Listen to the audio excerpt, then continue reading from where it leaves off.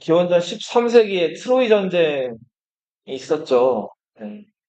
그 그리스 세계랑 소아시아, 그러니까 지금 터키 지역에 있던 그 트로이라는 도시 국가가 전쟁을 벌였는데 이 전쟁에서 그리스가 승리하고 트로이가 패배했는데 요때 트로이 왕족이었던 앙키세스, 그리고 미의 여신, 아프로디테, 그 둘 사이에서 태어났던, 그쵸, 아이네이아스.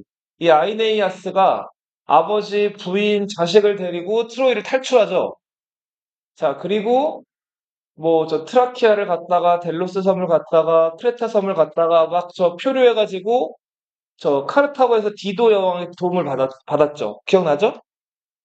자, 그러다가 이제 디도 여왕을 저버리고 아이네이아스가 자기 갈 길을 가죠. 예. 그래서 그 선원들이 식탁을 씹어 먹을 정도로 배가 고플 때쯤에 돼서 그 로마 해안가에 도착을 하죠.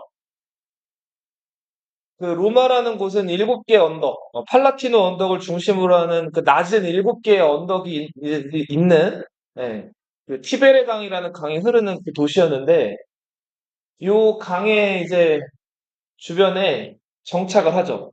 이 그 로마 지역에 살고 있던 민족은 무슨 민족이었죠? 라 라틴족이었죠. 라틴족. 이 사람들이 쓰는 말이 라틴어였죠. 그쵸? 그래서 요 지역의 왕이었던 그 라티누스, 라티누스의 딸 라비니아랑 아이네이아스가 결혼을 하죠. 원래 라비니아는 이 지역의 실력자였던 투르누스라는 사람이랑 결혼이 약속돼 있었는데, 아이네이아스가 그 투르누스를 무찌르고 어떻게 보면 라비니아를 차지하죠. 자, 그렇게 해서 로마가 시작이 되죠. 근데 요거는 사실 그 이제 나중에 등장하겠지만 로마의 첫 번째 우리 황제로 알려져 있는 옥타비아누스라는 황제가 로마의 어떤 건국이나 이런 것들을 화려하게 포장하기 위해서, 그리스의 유명한 문학 작가이면서 서사시인 호메로스라는 사람 들어봤죠? 호메로스의 오디세우스를 가져다가 여기다가 입힌 거라 그랬죠? 예. 자, 그렇게 해서 아무튼, 뭐 만들어졌는지 실제인지 아마 대부분 다 만들어졌다고 요즘에 역사학자들은 얘기하는데, 그 아이네이아스 이야기로 로마가 시작이 돼요. 아이네이아스의 16대 후손, 예, 로물루스랑 레무스라는 두 쌍둥이였죠. 그 두 쌍둥이는 자기 그 삼촌, 삼촌이 이제 그러니까, 자기들 목숨을 위협했기 때문에 갓난아기일 때 그 강보에 쌓여가지고 강물에 버려졌죠. 자, 근데 이거를 늑대가, 불쌍히 여긴 늑대가 가가지고 젖을 먹여서 키웠죠. 로물루스와 레무스, 네, 로마의 시조로 알려져 있는 인물이죠. 아이네이아스의 16대 후손이에요. 자, 그래서 기원전 8세기부터 이 로물루스와 레무스 형제에 의해서 로마가 시작이 된다. 자, 로물루스는 그 로마 낮은 7개의 언덕 중에 팔라티노 언덕, 레무스라는 그 동생은 아벤티누스라는 언덕, 여기 서로 자리를 잡고 마치 우리 저 삼국사기 보면 백제란 나라 들어봤죠? 백제 그 건국 신화 중에 비류랑 온조 얘기 나오잖아요. 비슷하죠? 거기서 비류는 정착에 실패하죠. 그리고 온조가 이제 그 위례성의 도읍을 정한 다음 빨리 와. 나라를 이끌어 가는데 로물루스와 레물루스 쌍둥이 형제 중에서는 로물루스 형이 동생 레무스를 죽이고 이제 로마를 차지하게 되죠. 자, 그렇게 해서 이제 건국 이야기가 시작이 되는데, 자, 우리 로마 하면은 일단 세계의 정치 집단을 기억하라 그랬죠. 로마의 그 귀족 파트리키로 구성된 원로원, 세나투스라고도 부르죠. 자, 그리고 로마는 여러 시민들이 이제 이끌어가는 나라였는데 그 시민들이 이끌어가는 그 집단을 민회라고 한다 그랬죠. 기억나요? 민회가 크게 네 종류가 있었는데 뭐 쿠리아 민회, 켄투리아 민회, 트리부스 민회, 뭐 평민회라고 나중에 또 등장하는 그 민회까지 해서 네 개의 민회가 있었는데 로마 하면 일단 뭘 떠올리라고요? 원로원. 자, 그리고 여러 시민들로 구성된 무슨 집단 두 글자로 민회, 그쵸? 그리고 민회에서 선출하고 원로원이 동의를 해줘서 뽑는 귀족들의 대표, 집정관 두 명 있었죠, 그쵸? 예. 자, 그 세 정치 그 집단이 로마를 이제 이루는 그 기본적인 틀 구조였다. 그래서 여기 SPQR이라는 용어는 뭐 세나투스 원로원이고요. 여기서 포플루스가 그 시민들이란 뜻이에요. 이 QUE 꾀는 뭘까? 꾀. 이건 영어로 치면 and예요, and. 그리고예요, 그리고. 그 말인지 알겠죠? 원로원과 시민, 그리고, 어, 로마인들, 뭐 이런 뜻인데, 예, 알아두세요. 그래서 SPQR 하면은 지금도 로마 너희 나중에 여행 가보면은 하수구라든지 어디 중요한 신전의 벽이라든지 이런 데 SPQR 문구가 써 있어요. 로마 공화국을 상징하는 문구다. 집정관은 2명이었죠. 임기는 1년이었어요. 귀족 중에서 선출이 됐고요. 그래서 이거 재선되는 거에 그 귀족들이 굉장히 뭐랄까 신경을 많이 썼죠. 다시 뽑히는 데 있어서. 자, 그렇게 해서 여기 지금 보면 여러 귀족들이 이렇게 원로원 회의장에서 자기들 의견을 막 피력하고 얘기를 하고 있죠. 자, 그렇게 해서 넘어가 볼게요. 자, 그리고 로마 군이에요, 로마 군. 처음에 로마 군은 주로 귀족들로 구성이 돼 있었어요. 그러니까 자기 뭐 무장이라든지 투구라든지 갑옷이라든지 무기라든지 방패 이런 것들을 스스로 구매해가지고 무장할 수 있는 귀족들이 그 군인으로서 전쟁터에 나갔고 여기 보면 하스타티, 벨리테스, 트리아리, 프린키페스라고 이제 크게 4개의 병종이 있는데 비교적 좀 가벼운 무장을 하고 있는 하스타티, 벨리테스 이 사람들은 돈이 많은 사람들이었을까요? 조금의 사람들이었을까요? 돈이 없으니까 이렇게 무장을 제대로 못한 거예요. 이 사람들은 그러면 전쟁 나가면 제일 먼저 뭐 할까요? 그쵸, 빨리 죽죠. 왜 빨리 죽을까요? 먼저 돌격하는 거예요. 그래서 적진을 이렇게 흐트러뜨리는 일을 했던 게 하스타티랑 벨리테스들이. 비교적 긴 창이라든지 좋은 방패를 무장한 뒤에 트리알이랑 프리키페스는 그 후진에 있다가 하스타티랑 벨리테스가 목숨을 걸고 적진을 흐트려 놓으면 마무리를 지는 역할을 했죠. 자, 근데 귀족들이 처음에 정치를 주도해 나가면서 로마를 좌지우지했단 말이에요. 그러다 보니까 평민들이 여기에 불만이 쌓였죠. 자기들도 전쟁도 나가고 이제 그 좀 이러는데 정치적인 권한은 전혀 안 주는 거예요, 귀족들이. 자, 그래서 어 어느 순간부터 이제 그 평민들이 전쟁에 징집되는 걸 거부했어요. 나 전쟁 안 해. 정치적 권한 안 주면 전쟁 안 할 거야. 자, 그래서 귀족들이 이 평민들을 달래도 보고 위협도 해보고 했는데 평민들이 정치적인 권한 좀 안 주면 절대로 정치 안 하겠다는 거예요. 절대로 전쟁에 참여하지 않겠다는 거예요. 자, 그러면서 그 로마 주변에 있는 성산이라고 불리는 곳으로 쏙 숨어 들어가가지고, 예, 이제 귀족들의 그 전쟁 참여 유도를 거부했죠. 자, 그래서 결국은 이런 그 투쟁 끝에 평민들이 자기들 의견을 대변할 수 있는 관직을 하나 만들어냈죠. 자, 그 관직이 뭐예요? 호민관이죠. 따라 읽어보세요. 평민들의 대표 뭐라고요? 호민관. 트리뷰네스 이렇게 부르는데 그리고 호민관들이 이제 평민들의 의견을 대표한다면 평민들의 의견을 모아내는 민회가 또 하나 만들어지죠. 자, 민회 중에서 가장 마지막에 만들어진 민회. 무슨 민회? 평민회가 만들어진다. 그런데도 귀족들이 자꾸 말을 이렇게 저렇게 바꿨단 말이에요. 뭐 약속 들어주겠거니 이렇게 하면서 잘 얘기하다가 결정적인 데 가서 말을 또 바꾸고. 자, 말보다 더 정확한 게 글이라 그랬죠. 12개의 청동판에다가 귀족들과 약속한 것들을 적어놓는 12표법을 이제 제정하게 되죠. 그리고 집정관 2명은 보통은 파트리키, 귀족들이 보통 독점을 했는데 이제 평민들 점점 입김이 세지면서 집정관 2명 중에 1명을 누가? 평민이 담당하게 된 거예요. 당시 평민 출신 호민관이었던 리키니우스 이름을 따가지고 이 법을 무슨 법이라 그래요? 리키니우스 법이라고. 자, 시간이 더 지나가지고 보통 법을 만들고 그리고 중요한 중대사들을 다 결정하는 건 원로원과 귀족들 위주였는데 점점 평민들 권한이 세지면서 이제 평민회에서 그 의사결정한 것들이 그 로마 전체를 이끌어가는 법적인 어떤 효력을 갖게 된 거예요. 당시 호민관이었던 호르텐시우스 이름을 따가지고 이 법이 무슨 법이라고? 요거 시험에 낸다 그랬어요. 잘 집중해, 요거. 이거는 꼭 기억해야 돼요. 로마의 평민권 올라가는 거를 좀 어려운 표현으로 뭐하라 그랬어요? 신장이라고 부른다 그랬죠? 네. 자, 로마가 처음에 이렇게 테베르강 주변에 그 조그만 도시국가에서 시작해가지고 점점 주변으로 팽창을 해 나갔죠.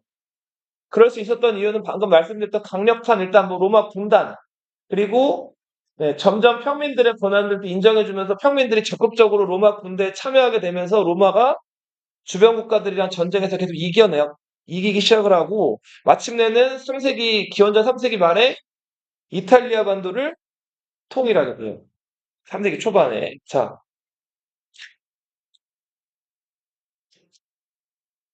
그런데 이 우리 저 지구의 중심이라는 이름으로 불리는 바다 있죠. 무슨 바다?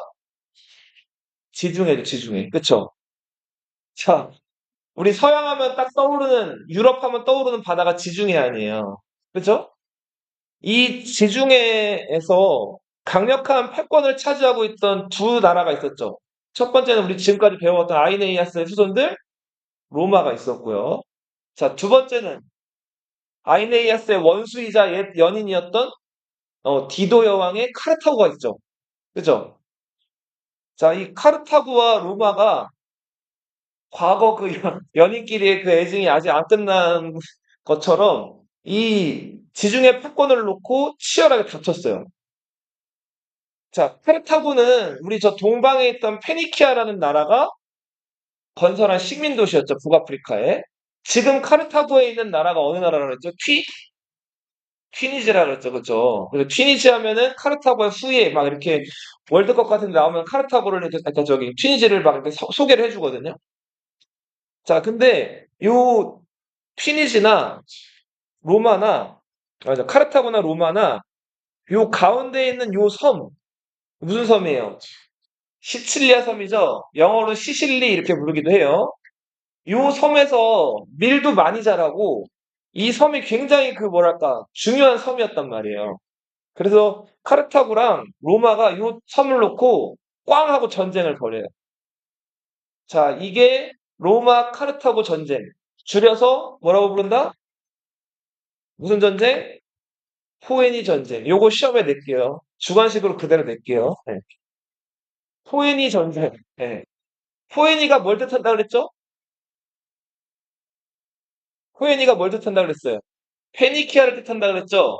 페니키아가 과거에 카르타고를 건설했기 때문에 이제 이 전쟁을 이제 페니키아 전쟁, 포에니 전쟁이라고 합니다. 네.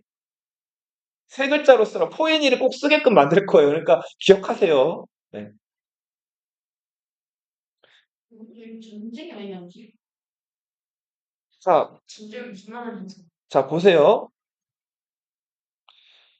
처음에 이 시칠리아 섬의 중요한 도시가 여기 지금 이탈리아 요 장화 끝 반도 여기랑 시칠리아 섬이랑 요 사이에 좁은 해협 있죠? 바닷길 여기 좁은. 예. 요 시칠리아 끝자락에 붙어 있는 나라가 메시나라는 도시예요. 메시나. 예. 시- 예. 자, 이 그 메시나의 왕이 히에론이라는 사람이었어요. 네. 자, 근데 이 시칠리아 안에서 이 메시나를 다스리던 히에론 왕한테 반대하는 세력들이 있어서 그 히에론 왕이 전쟁을 치르고 있었는데 전쟁을 치르다 힘이 좀 부족하니까 용병을 데리고 왔어요. 용병은 뭐 하는 사람들이에요? 돈 받고 싸우는 사람들이죠. 그죠? 자, 용병들은 돈을 받고 싸우는 사람들이란 말이에요. 자, 그래서 히에론 왕이 그 용병들을 고용해가지고 아는 사람이 있어요. 자기 그 반대하는 사람들을 이제 제거하고 했는데, 이렇게 용병들이 잘 싸웠단 말이에요. 그래서 이 용병들을 믿고 메시나 성을 맡겼어요. 대신 자, 근데 용병은 뭐에 따라 움직여요? 돈에 따라 움직이죠? 그 메시나 성이 이득이 된다는 게 생각이 나니까 이 용병들이 히에론 왕을 배신한 거예요. 자, 히에론 왕 입장에서 어땠을까요? 매우 매우 기분이가 안 좋고 어떻게든 성을 찾고 싶었겠죠? 자, 그래서 어떻게 하지? 갈팡질팡하다가 지금 이 지중해에서 제일 센 나라 둘이 어디예요? 로마랑 카르타고죠. 네. 자, 그런데 요 당시에는 카르타고가 경제적으로나 전체적으로 힘이 좀 더 셌는데 왜 그랬냐면 우리 저 피니키아가 원래 뭘로 번성한 나라라 그랬죠? 어, 무역으로 번성한 나라라 그랬죠. 그쵸? 자, 얘들아 봐봐. 이 지중해에서 무역으로 번성했다는 거는 뭐를 잘 탔다는 거예요? 배를 잘 탔다는 거죠. 배 타고 왔다 갔다 한 거란 말이에요. 그래서 카르타고는 전통적으로 뭐가 강했다? 육군, 해군? 해군이 강했어요, 해군이. 시칠리아 섬이죠. 그러니까 요 지중해에서 제해권, 그러니까 배를 타고 다니면서 요 여기저기 왔다 갔다 하면서 무역하고 여기저기에다가 자기 중요한 식민도시 건설한 건 카르타고였어요. 카르타고가 요 당시에는 힘이 더 셌어요. 로마는 아까 그 로마라는 조그만 그 도시국가에서 출발해가지고 이탈리아를 다 먹어치웠다 그랬죠. 근데 로마의 주력 부대는 육군, 해군? 육군이었어요, 육군. 로마는 해군이 형편없이 약했어요. 바다가서 싸울 일이 없으니까. 그 중장보병들, 평민 귀족들이 막 대립하면서 중장보병으로서 이제 막 주변 국가들이랑 전쟁만 잘 치렀을 뿐이지 해군이 약했단 말이에요. 그러다 보니까 사실상 1인자로 좀 보였던 거는 카르타고였고 2인자로 여겨졌던 거는 요 당시 때는 로마였어. 그래서 히에론 왕이 갈등을 하다가 카르타고한테 이제 지원을 요청하면은 섬을 다 몽창 먹힐 것 같은 거예요. 그래서 누구에게 도움을 요청했다? 로마에게 도움을 요청을 해요. 자, 로마 입장에서는 안 그래도 시칠리아를 노리고 있었는데 좋은 제안이 들어왔죠. 이게 웬 떡이야? 하고는 어떻게 했을까요? 예, 그렇죠. 물어버렸어요. 자, 시칠리아로 와가지고 그 용병들을 다 제거하고 메시나 성을 장악했단 말이에요. 자, 히로당 입장에서는 와, 저 용병들 물리쳤다. 이제 내가 들어가야지 하는데 로마가 성문을 열어줬을까요? 안 열어줬단 자, 그래서 요 시칠리아 지역을 절반 정도죠. 여기를 로마가 꿀꺽 장악을 하게 된 거예요. 자, 카르타고 입장에서는 열받죠. 네, 그죠. 자, 그래서 이 카르타고가 이 시칠리아를 놓고 그 로마랑 전쟁을 벌이게 돼요. 자, 이게 1차 포인 전쟁이에요. 자, 1차 포인 전쟁은 로마가 음, 요 시칠리아 안에서 육전에선 좀 강했는데 이 바다에서 번번이 로마랑 붙을 때마다 아니, 카르타고랑 전쟁 붙을 때마다 다 어떻게 됐을까요? 다 번번이 패배한단 말이에요. 자, 그렇게 해서 이 로마가 애를 좀 먹다가 이거 안 되겠다 그래가지고 로마인들이 어, 뭘 잘하냐면 당장 자기들이 약한 거나 부족한 게 있으면은 남의 것들, 남이 자기들보다 잘하거나 하면 그걸 가져다가 그대로 베끼는 걸 잘해요. 어. 그래서 해군이 약한데 해군이 일단 있어야지 지중해를 어떻게든 장악할 거 아니에요. 카르타고 배나 이런 것들을 구해다가 그 배를 면밀히 분석을 해요. 그래서 로마에서 그 배를 카르타고 배를 비슷하게 카피를 한단 말이에요. 그리고 배만 만들면 뭐해? 자, 배가 앞으로 나가려면 뭐가 있어야 돼? 그쵸? 노가 있어야 되고 노를 또 잘 노젓는 게 보통 일이 아니거든요. 힘도 있어야 되고 기술도 있어야 된단 말이에요. 로마인들이 그 카르타고 사람들이 그 배 타고 다니는 배를 모방만 했을 뿐만 아니라 그 이제 노젓는 연습 같은 걸 시키는데 이거를 바다에 나가가지고 전쟁 나가서 연습한다 그러면 잘못하면 질 수도 있죠. 그러니까 어떻게 했을까요? 지상에서 이제 로마군들이 쭉 이렇게 일렬로 앉아가지고 지상에서 노젓는 연습을 막 해. 자, 그럴 정도로 연습을 막 한 다음 죽어라 한 다음에 로마 요 앞바다 가가지고 그걸 그대로 또 연습을 했단 말이야. 자, 아무튼 치열한 연습의 결과, 모방의 결과, 로마가 카르타고 해군력의 상당 부분을 흡수를 하게 돼요. 네. 잘하면 돼요. 자, 그렇게 해서 이 카르타고가 로마랑 또 이제 일전을 벌이는데 로마가 생각보다 준비를 해전을 잘해온 거예요. 그래서 이거 뭐야 만만치 않은데? 자, 그러다가 로마가 해전에서도 몇 번 승리를 하고 이 카르타고 본토까지도 상륙을 한단 말이에요. 자, 이래서 카르타고가 절체절명의 위기에 놓여요. 자, 카르타고의 선택. 지금 여기 지도에는 잘려 있지만 여기 로마 옆에 우리 예전에 배웠던 뭐가 있죠? 발칸반도 그리스가 있죠. 그리스는 이 당시 어떤 상황이었을까요? 어떤 시대였을까? 내전. 자, 이미 아테네, 스파르타 그 잘 나가던 시기는 다 지나가고 그거 통일했던 게 누구예요? 알렉산드로스 대왕 기억나죠? 알렉산드로스 대왕이 기원전 4세기 말에 동방원정 갔다가 금방 어떻게 돼요? 잘 싸웠지만 병에 걸려서 죽죠. 알렉산드로스가 죽고 나서 그 부하 장군들이 알렉산드로스 대왕이 차지한 영역을 다 나눠갔죠. 그 시기를 뭐라 그랬죠? 헬레니즘 시대였죠. 기억나요? 이 그리스 세계는 막 분열되어 있는 시기였는데 이 당시에 그리스의 과거에 기억날지 모르겠는데 스파르타는 폴리스 기억나요? 이 스파르타라는 폴리스가 또 그 남의 나라의 그 용병으로 활약하면서 돈을 좀 벌어들이고 있는 폴리스였는데 이 스파르타 지역에 카르타고가 SOS를 요청해요. 예.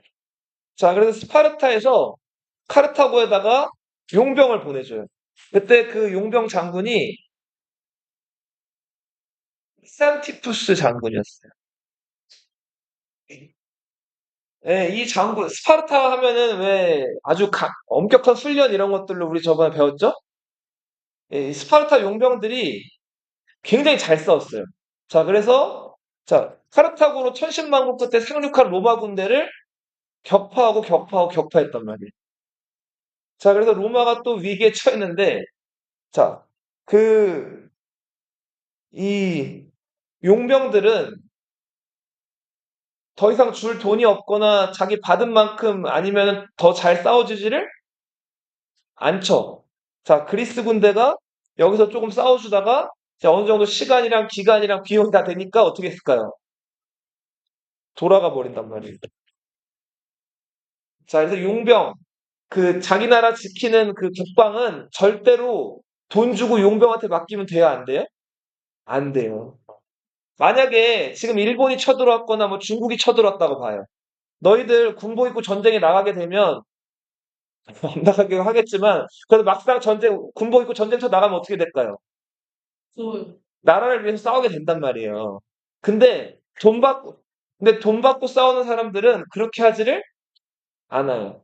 자, 그래서 결국은 1차 푸에니 전쟁은 선생님 지금 굉장히 줄여서 얘기를 했지만 무려 24년을 끌어요.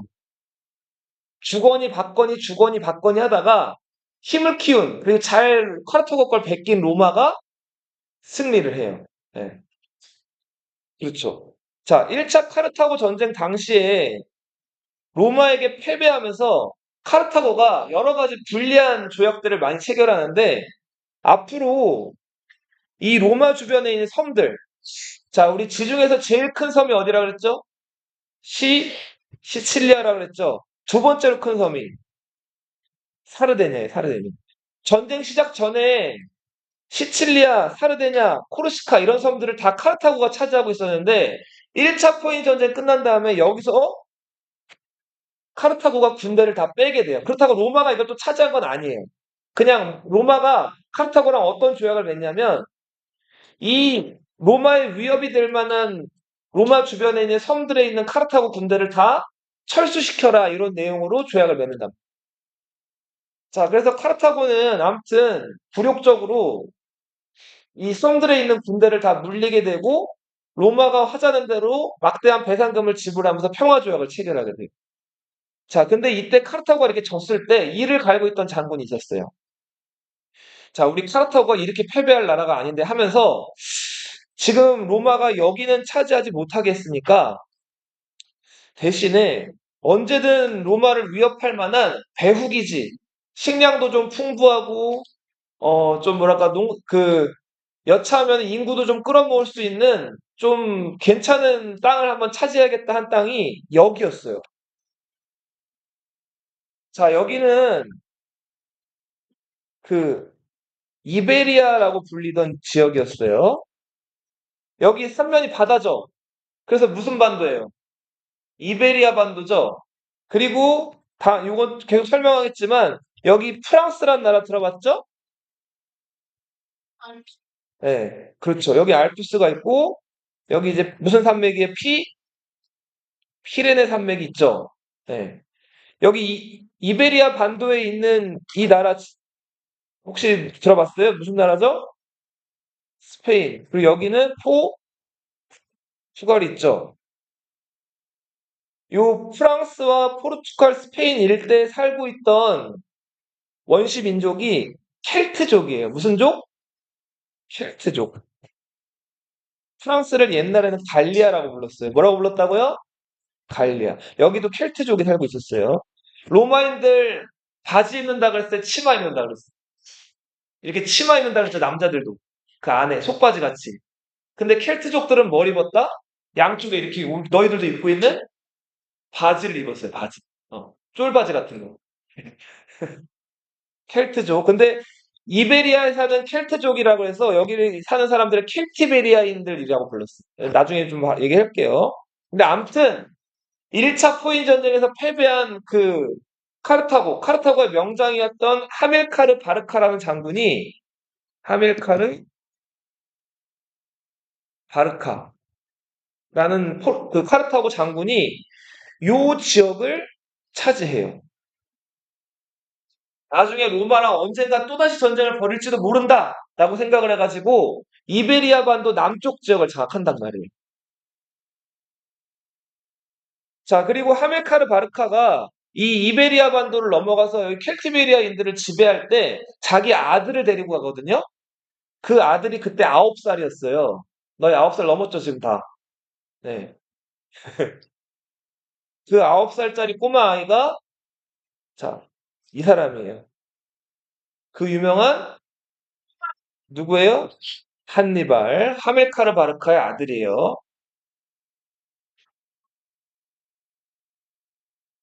자, 전쟁사에서 우리 한국 하면 이순신 장군 꼽잖아요. 자, 포니 전쟁, 그리고 카르타고 하면은 누굴 뽑는다? 한니발을 꼽아요. 9살 때부터 카르타고 명장이었던 자기 아버지 영향을 받아가지고 나의 적, 카르타고의 적은 어디다? 로마다. 반드시 살아생전에 저 로마가 불타는 거를 봐야겠다! 라면서 복수심을 불태웠던 사람이 누구다? 한니발이에요.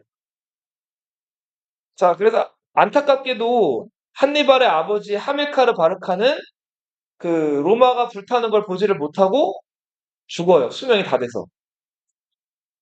자, 그리고 그 뒤를 이어서 이제 한니발이 이제 그 아버지 뒤를 이어가지고 카르타고의 유력 정치인으로 떠오르는데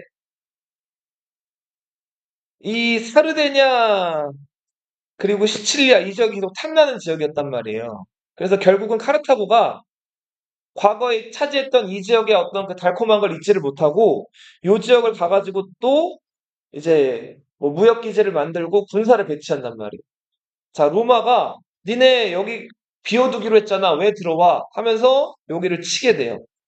자, 이렇게 해서 시작된 게 2차 포에니 전쟁이. 자, 2차 포에니 전쟁 때 이제 20살이 넘은 한니발이 카르타고 군대를 이끌고 어디로 갔을까요? 이름 그렇지. 아버지 때부터 닦아놓은 그 로드가 있었죠. 자, 이베리아 반도 쪽으로 건너가서 진격을 해요. 자, 이때 로마인들은 이쪽으로 이제 그 카르타고 군대가 넘어오는 걸 상당히 부담스럽게 여겨가지고 모든 로마 여기 이베리아 반도에 있는 그 로마 군이랑 이런 것들 다 집결해가지고 사군툼이라는 곳에서 이제 로마 군대랑 한니발이 맞붙어 싸워요.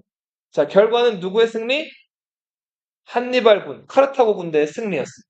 자, 왜 한니발 군이 쉽게 저 로마 군대를 무찔렀냐면 전쟁에 뭐를 사용했을까요? 제가 막기.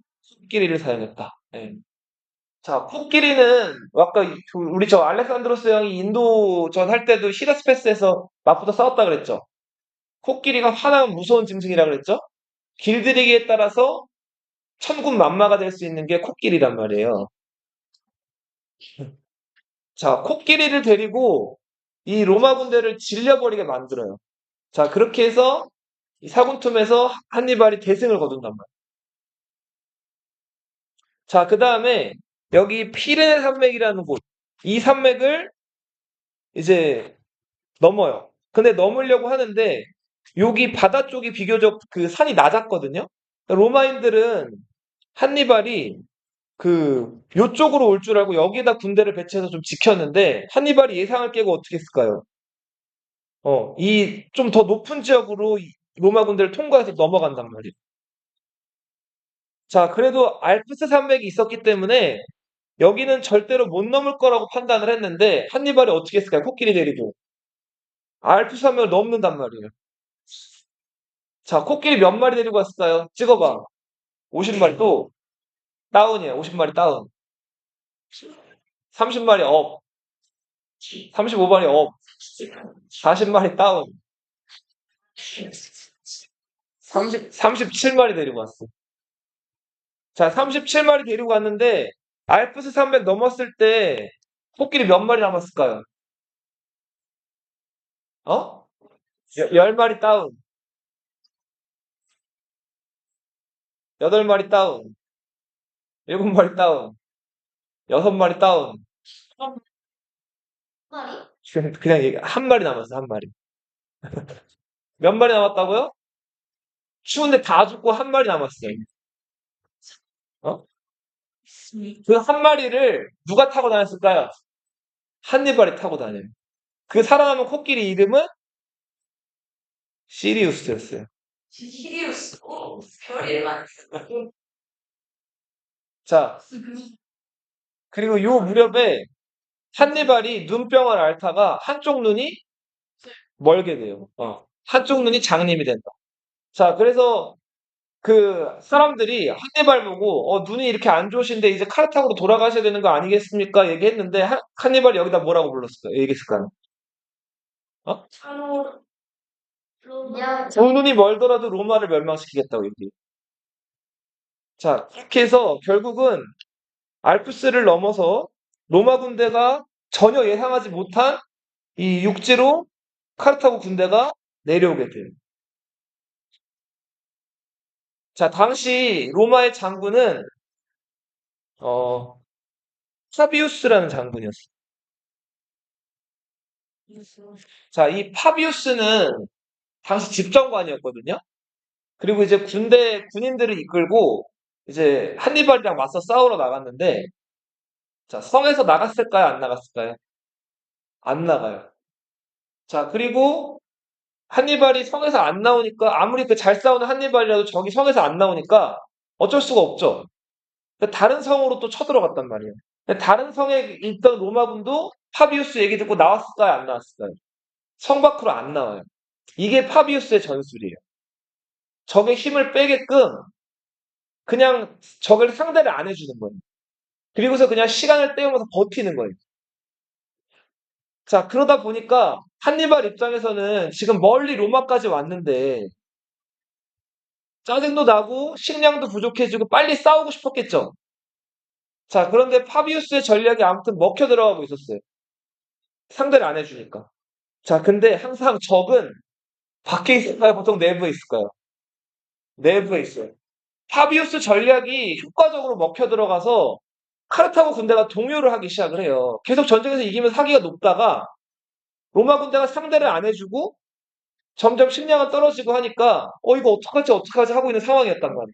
그대로 기다리면은 카르타고 군대가 무너질 상황이었는데 로마 안에서 로마 귀족들을 모인 단체 뭐라 그랬죠? 원로원이라 그랬죠?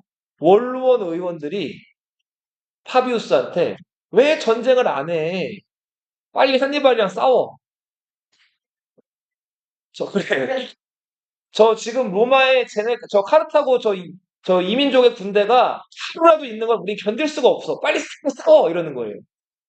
안 싸우면 이기지. 안 싸우면 이기는데 계속 싸우라는 거예요. 전쟁을 1도 모르는 원로원 의원들이 저 순간이 기기를 그냥 어, 기억이죠? 네. 그냥 술이었구나. 자, 그래서 결국은 파비우스가 집정관 임기가 끝나면서 재선이 못 되고 다른 집정관 2명이 선출이 돼요. 그 집정관 2명은 원로원의 그 지지를 받는 집정관들이었기 때문에 원로원 얘기대로 한니발이랑 싸우러 간단 말이에요. 자, 한니발은 이걸 노렸고, 자, 결국 칸나이라는 곳에서 카르타고 군대랑 로마 군대랑 맞붙었는데 어떻게 됐을까요? 칸나이라는 곳에서. 로마 군대 8만 명이 여기서 전멸을 당해요. 어떻게 된다고요? 자, 그래서 결국은, 자, 이제 전쟁에서 패배하면서 로마는 진짜 절체절명의 위기에 놓였어요. 자, 이제 더 이상 카르타고에게 이제 우리는 대항할 힘이 없다. 항복해야 되는 거 아닌가라는 얘기가 나왔는데 이때 짜잔 로마에서 등장한 인물이 있어요. 이 사람이 스키피오였어요. 누구라고요? 스키피오. 안돼 있잖아. 안녕. 자, 성은 코르넬리우스였어요. 스키피오 코르넬리우스. 자, 스키피오의 전략은 지금 카르타고 군대가 자기네 고향 떠나가지고 멀리 로마까지 온 거잖아요. 카르타고 본국은 어떻게 돼 있을까요? 망했어요. 텅텅 비어 있겠죠? 그러니까 빈집털이를 가자는 거예요. 자, 그래서 스키피오가 로마에 남은 남자 시민들을 쥐어 짜내가지고 군대를 모아서 배 타고 어디로 갔다? 카르타고로 쳐들어가요. 자, 위기를 기회로 만든 거죠. 역전을 하려고 적의 본진을 친 거예요. 자, 결국은 로마를 앞에 두고 한니발은 로마로 들어가지를 못하고 어쩔 수 없이 본국을 지키기 위해서 어떻게 했을까요? 카르타고로 돌아온다. 자, 돌아왔는데, 자, 역시 카르타고는 자기들이 자랑하는 그 코끼리 부대, 로마는 중장보병. 자, 맞붙어 싸워요. 자, 그럼 끝나겠죠? 코끼리의 약점은 스키야. 귀하고 귀. 스키라고 줄건 자, 로마 군대는 어떻게 싸운다 그랬어요? 이렇게, 왼쪽 왼쪽 오른쪽. 그쵸. 그것도 그렇고, 이렇게 진을 짜가지고, 이렇게 덤빈다 그랬죠. 이렇게. 그러니까 딱 열을 맞춰가지고 싸운다 그랬잖아요. 그쵸? 이게 마니플라라고 하는 로마군 그 진영인데, 자, 여기 지금 로마 지금 그 보병들이 지그재그로 이렇게 있죠. 그죠? 근데 코끼리 부대가 다가오니까 이 지그재그로 돼 있던 부대들이 어떻게 했을까요? 무너져 걸리면 1년은 무너져. 맞아요. 여기를 일렬 이렇게 가운데를 어떻게 했을까요? 비우는 거예요. 아, 그쪽 사이로 코끼리가 있어. 그죠? 그러니까 코끼리가 맹수가 아니죠. 그러니까 그치, 로마 군대가 덤비지를 않고 일렬로 딱 비켜주니까 코끼리 군대가 막 오다가 로마군을 덮치질 않고 어떻게 했을까요? 그 길 사이로 지나간 거예요, 그냥. 자, 그때 로마 군대가 창이랑 칼로 코끼리 약한 부분, 네, 귀, 똥꼬, 배 이런 데를 막 찌른 거예요. 자, 이렇게 해서 네, 옆에서 지금 공격을 당하고 있는 거예요. 코끼리 괴로워하고 있죠. 네. 자, 이렇게 해서 자마라는 곳에서 이 한니발의 군대가 대패를 하게 돼요. 자, 이렇게 해서 로마 군대가 승리를 한다. 자, 카르타고는 2차 푸인 전쟁에서 패배하면서 한니발은 그리스 지역으로 망명을 가서 거기서 죽어요. 자, 그리고 결국은 카르타고는 이때 로마한테 또다시 한번 무릎을 꿇게 되는데 로마가 카르타고한테 원했던 거 뭘까? 카르타고가 그래도 저력이 있었기 때문에 항복은 못 시키고 대신에 로마가, 그렇죠. 시칠리아를 비롯한 여러 지역을 로마가 다 차지하고, 앞으로 카르타고는 그, 주변 국가들이랑 전쟁을 하지 않겠다는 그 약속을 받아내요. 그렇게 해서 카르타고가 이제 로마 등살에 전쟁을 못한 상황이 됐는데, 자, 보세요. 여기 보면은 그 누미디아라고 보여요? 누미디아? 보여요? 네. 북아프리카에 있는 나라인데 지금 너희 혹시 알제리라는 나라 들어봤어요? 네. 지금 이 누미디아라는 나라가 있었는데 여기 알제리의 조상들이에요. 자, 로마에서 몰래 이 누미디아 쪽으로 사람을 보내요. 그다음 어떻게 했을까요? 야, 카르타고 지금 우리랑 그 평화조약 맺어가지고 전쟁을 못하는 상황이니까 니네가 카르타고 쳐가지고 계속 약탈해가. 쟤네 너희랑 전쟁 못해. 자, 그렇게 해서 누미디아가 시시때때로 이 카르타고를 약탈해 들어가고 공격해 들어갔단 말이에요. 카르타고는 어떻게든 누미디아한테 혼쭐을 내주거나 본때를 보여줘야 되는데 그럴 수가? 전쟁을 하게 되면 조약 위반이기 때문에 그럴 수가 없었단 말이에요. 그래서 카르타고가 어느 나라한테 찾아갔을까요? 로마한테 찾아가요. 누미디아가 우리를 너무 괴롭히는데 어떻게 좀 안 될까요? 안 돼! 자, 로마 입장은 이거죠. 그쵸. 근데 뭐 카르타고 입장에서는 로마한테 부탁을 해봐도 안 되니까 이제 생각을 하게 되겠죠. 저 누미디아는 쳐들어오고 로마는 우리를 못 싸우게 하고 이거 로마가 뒤에서 시킨 거 아닐까? 자, 마침 또 누미디아에 온 첩자를 하나 잡아내가지고 로마의 계략을 알아내게 된단 말이야. 자, 그래서 카르타고가 다시 치를 떨고 이 로마랑 전쟁을 벌이게 돼. 자, 근데 전쟁을 벌였는데 소규모 전투에서 로마한테 또 다 져요. 근데 앞에 1차 포니 전쟁, 2차 포니 전쟁 다 졌죠. 자, 그래서 전쟁에 자꾸 전투에서 지니까 카르타고 안에서 야, 우리 좀 오버한 것 같아. 로마를 어떻게 이겨 우리가? 약한 목소리가 나오기 시작을 한 거예요. 자, 그러다 결국은 싸우자는 쪽보다 로마랑 평화롭게 지내자는 쪽이 이겨요. 그래서 로마랑 싸우자는 장군들 목을 다 쳐요. 그리고 봐봐, 선생님 봐봐. 그리고 로마랑 다시 한번 평화 지역을 또 맺게 되는데 이번에 로마가 어떤 요구를 해오냐면 너희 그 카르타고 성 안에 있는 무기를 다 우리 로마가 가져갈게. 그렇죠. 너희 전쟁 이제 또 할 수도 있으니까 가져갈게 이렇게 된. 어? 만든 것도 조약 위반이에요. 그래서 모든 무기를 로마가 가져간다. 자, 그러다 보니까 이제 완전히 봉이 된 거죠. 봉이. 호구가 된 거죠. 이제부터 로마가 이렇게 저렇게 하라는 대로 해도 저항할 수가 없죠. 자, 그러다 결국 로마가 군대를 보내가지고 카르타고 성 앞까지 와요. 야, 무기만 뺏은 거로 안 되겠어. 그냥 너희 성을 차지해야겠어. 근데 나에게 무기 자, 이제서야 정신을 차린 카르타고에서 로마랑 평화롭게 하자고 했던 사람들 다 죽이고 이제 로마랑 전쟁을 선포를 해요. 근데 무기가 있어요, 없어요? 없죠. 자, 무기가 없는 상황에서 로마 군대가 이제 쳐들어왔어요. 로마는 카르타고 군대를 얕봤어요. 이제 무기도 없으니까 손쉽게 함락되겠지. 근데 카르타고가 얼마를 버텼을까요? 신기 3개월. 20년 20년 다운.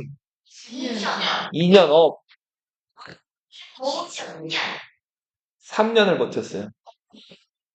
아무것도 없이 맨손.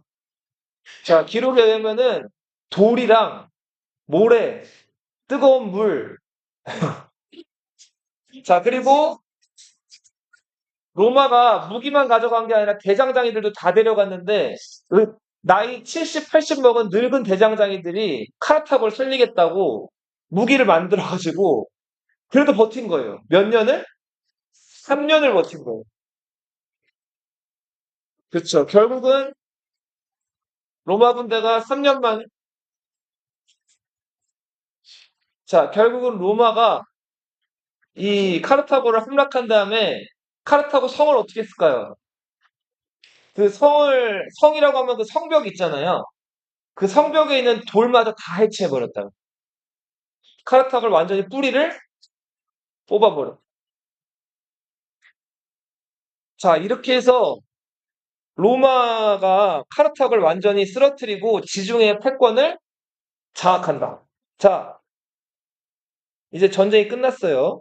전쟁이 끝났기 때문에 이긴 나라는 가져가고 진 나라는 뺏기고 멸망당하는 게 보통 순리죠. 자, 전쟁에서 이긴 그 로마는 카르타고를 비롯해서 주변 여러 지역들을 막 장악을 하는데 그 점령한 지역에서 귀족들이 어, 그 넓은 땅을 가지게 돼요. 그 로마 귀족들이 그 정복 지역에서 가진 넓은 땅을 라티푼디움이라고 불러요. 뭐라고요? 요거 시험에 낼게요. 로마인들이 정복 지역, 지중해 주변의 그 해안가에 있는 정복 지역에서 차지한 땅을 뭐라고 부른다고요? 라티푼디움. 자, 여기는 어마어마하게 큰 농장이에요. 이 뜻이 대농장이에요, 대농장. 이 대농장에서 뭐를 재배했을까요? 올리브, 또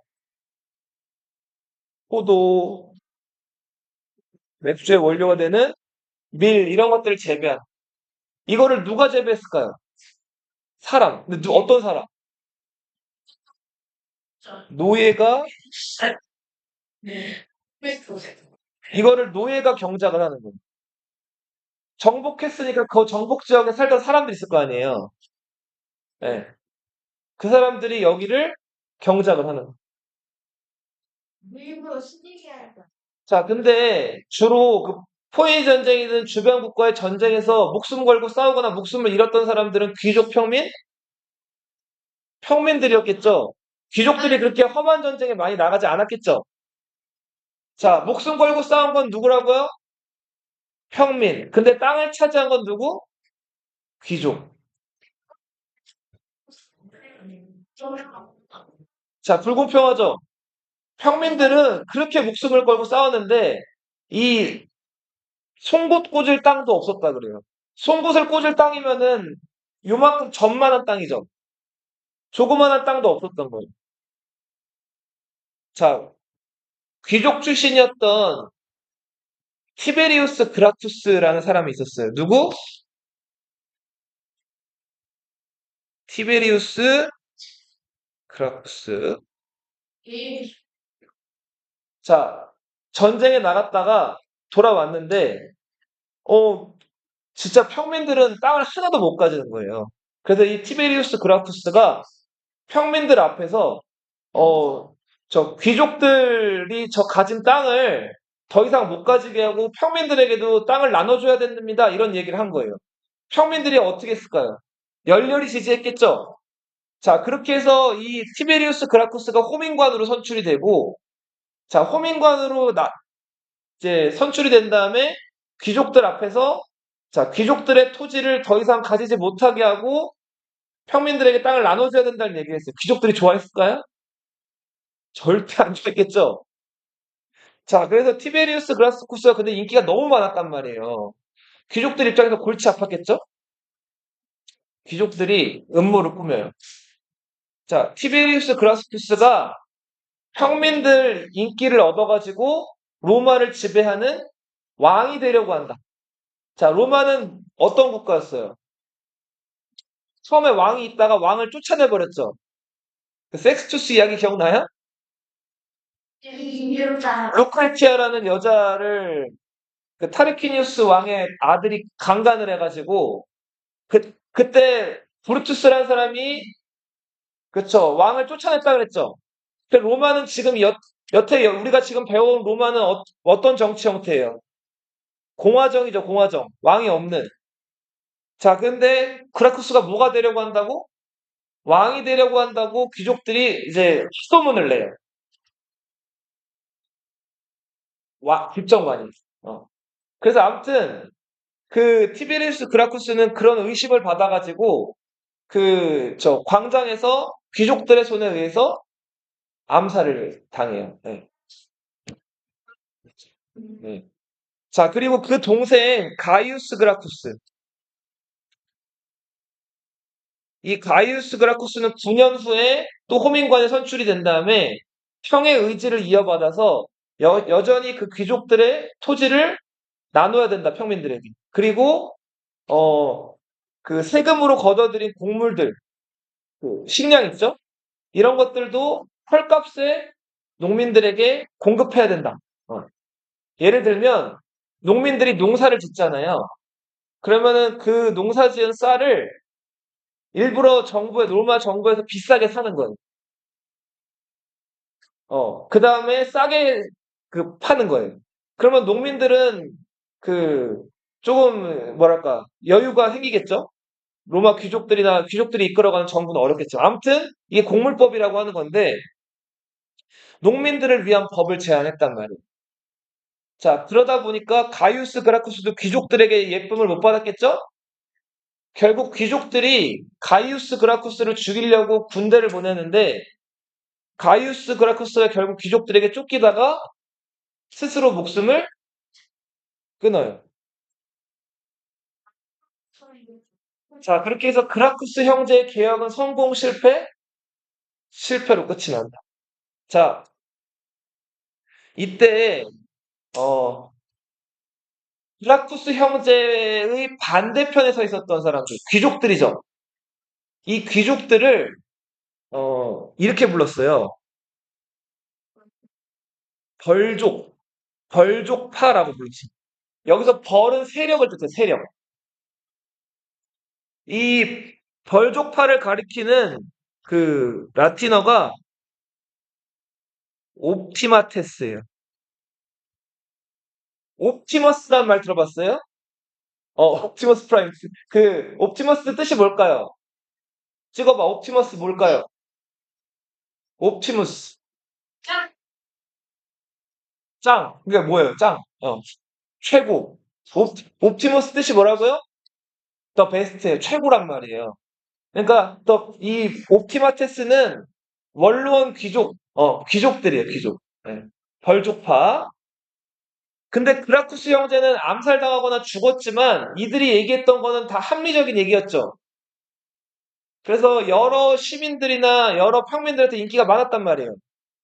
대중이나 평민을 뜻하는 단어 혹시 포퓰러라고 들어봤어요?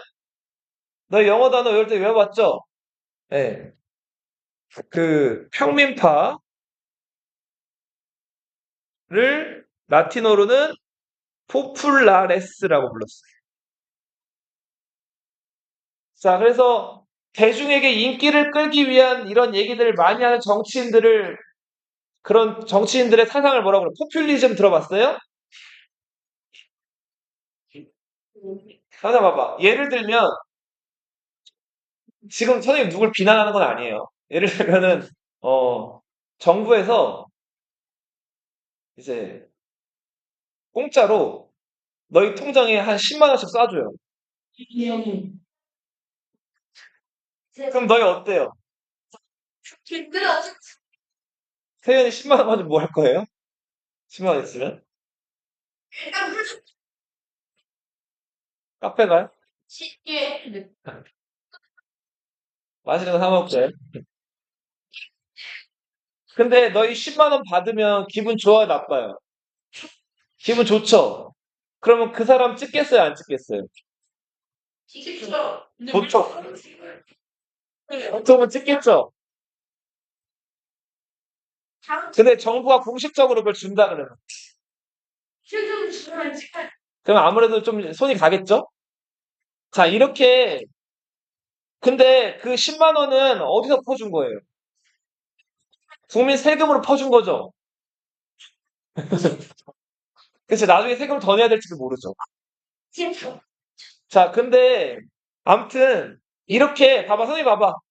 그렇게 시민들이나 평민들에게 인기를 얻기 위한 이런 좀 뭐랄까, 이런 유혹하는 법안이나 이런 것들을 제안하는 사람들을 포퓰리스트라고 부르고 이런 주의를 포퓰리즘 그리고 방금 얘기한 그런 평민들의 의지를 대변하는 자들을 포플라레스라고 불러요. 로마 공화정 말기에 이 귀족들, 원로원 귀족들을 중심으로 한 옵티마테스, 예, 벌족파와 평민들 중심의 포플라레스가 대립을 하게 된다. 다음 시간에 더 할 건데 마지막 하나만 얘기할게요. 자, 봐. 정복지에서 라티푼디움이라는 대농장을 경영하는 그 농장 노예들도 있었는데 로마 귀족들이 맛있는 거 먹고 넓은 땅에서 들어오는 세금으로 살다 보니까 심심한 거예요. 그러니까 정복 지역이 근데 지금 보면 아프리카도 있고 막 이러죠. 아프리카는 얼굴 까만 사람들 살고 있죠. 선생님 봐봐. 자, 흑인들 힘 세죠? 자, 얘네들한테 칼이나 이런 거 쥐어주고 싸우라고 한 거예요. 자, 이때 이들이 허리춤에 찬 칼을 글라디우스라고 불렀어요. 뭐라고요? 글라디우스. 자, 허리춤에 칼을 차고 상대를 죽일 때까지 싸우는 검투 노예를 글래디에이터라고 불렀어요. 뭐라고요? 글래디에이터.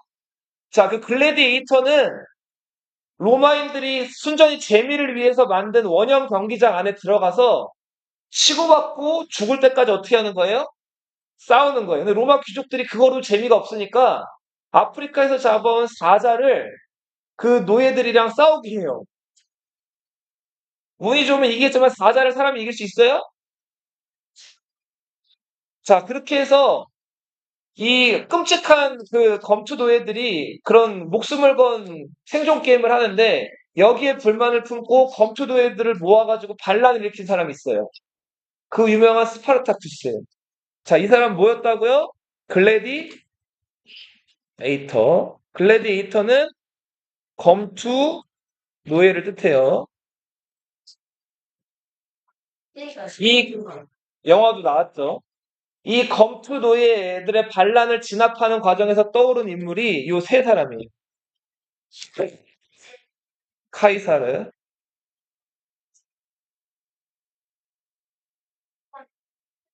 크라스스, 로마 최고의 부자였어요. 재산이 지금 돈으로 당시 9천 달란트였거든요. 1 달란트가 얼마였어요? 1 달란트 찍어봐. 얼마? 100원. 1달러. 이 사람 9천 달란트를 가지고 있었는데 전 재산이 1 달란트가 얼마였을까? 5억이었어요. 그럼 5억 곱하기 9천 해봐. 그럼 얼마예요?